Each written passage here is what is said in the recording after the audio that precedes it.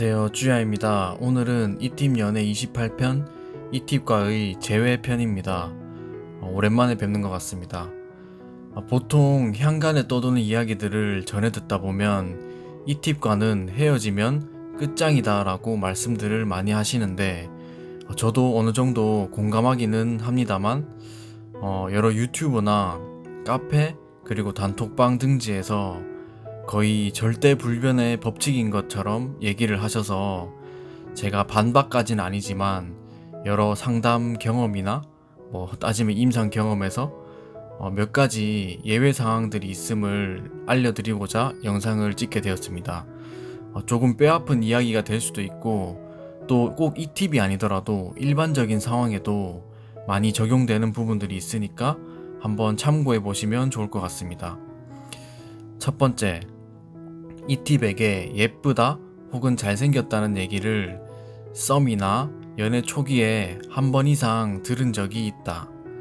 이 팁들이 예쁘다 잘생겼다라고 말한다는 것은 주관적인 취향도 물론 포함이 되겠지만 누가 봐도 걸출한 인물이나 자태를 뽐내는 사람일 확률이 높은 편입니다. 멀리서 봐도 훤하고 패션 센스까지 좋은 사람들을 일컫는다고 보시면 되겠습니다. 그리고 한술 더 떠서 이 팁분들이 여태 본 사람들 또는 만나본 사람들 중에 가장 예쁘다 또는 잘생겼다, 외모가 엄청나다 등과 같은 감탄사를 연발한 적이 있다면 이별을 하셨더라도 쉽사리 잊지 못하고 있을 가능성이 높습니다. 매우 현실적인 유형들이기 때문에 자신의 인생 전반에 걸쳐서 통계적으로 그리고 확률적으로 이 정도의 외모 수준을 가진 사람을 다시 만날 수 있을까 하는 생각이 들 정도라면 재회 확률을 높이는데 기여할 수 있다고 보면 됩니다. 다만 이전의 제 영상들에서 나온 손절을 부르는 행동을 절대 하지 않았거나 또는 돌이킬 수 없는 치명적인 실수라든지 또 반복적인 잘못을 하지 않았을 때라는 것을 미리 가정해 두겠습니다. 두 번째, 몸이 좋다, 몸매가 좋다 라는 소리를 마찬가지로 썸이나 연애 초기에 한 번 이상 들은 적이 있다. 1번과 비슷한 맥락이라고 생각하실 수도 있는데 첫 만남이나 썸을 시작할 때 멋진 몸매라든지 아니면 실루엣을 봤을 때 나중에 시간이 지남에 따라 나의 상하이 사이즈가 2사이즈 이상 바뀐 이유로 이별을 하게 되신 분들이 더러 계시는 편입니다. 펑퍼짐한 몸매에 옆구리살 있죠, 러브핸들이 튜브처럼 잡힐 정도로 또는 거식증에 걸린 사람처럼 너무 식사를 거르다가 빈약한 몸매가 될 정도로 초기보다 크게 역변한 사람을 연애 감정이나 사랑만으로는 도저히 커버하기가 힘들기 때문에 이 팁들이 이별을 선택하는 경우가 종종 있습니다.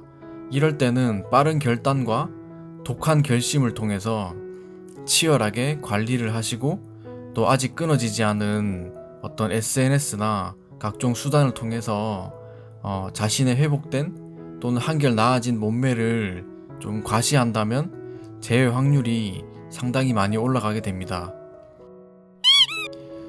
세 번째, 이 팁 쪽에서 먼저 오래 만나고 싶다 또는 결혼하고 싶다 등등 미래를 담보하는 말을 한 적이 있다. 말 자체에 진심과 의미가 담겨 있는 데다가 뱉은 말은 반드시 지키려 하는 이 팁들의 특성상 자신과 잘 맞지 않는 상대에게 함부로 미래에 대한 약속이나 확언을 하지 않습니다.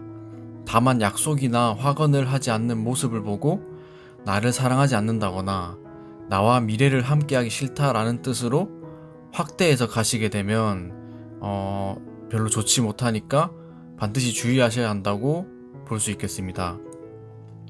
결정이나 선택이 임박하기 전까지는 종종 짧게나마 힌트를 주거나 아예 결혼 생각은 없는 것은 아니다 라는 식의 말들을 우회적 말하기를 통해서 표현을 하는 경우가 많고요.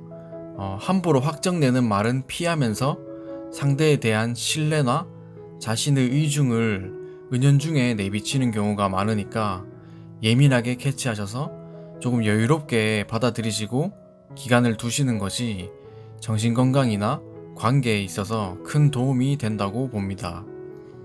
결국 오래 만나고 싶다, 결혼하고 싶다 등의 말을 이 팁 쪽에서 먼저 했다면 자신의 독립성이나 개인성을 일정 부분 포기하고서라도 미래를 함께하고 싶은 상대라는 뜻이므로 재회 확률을 높게 점칠 수 있는 기반이 됩니다.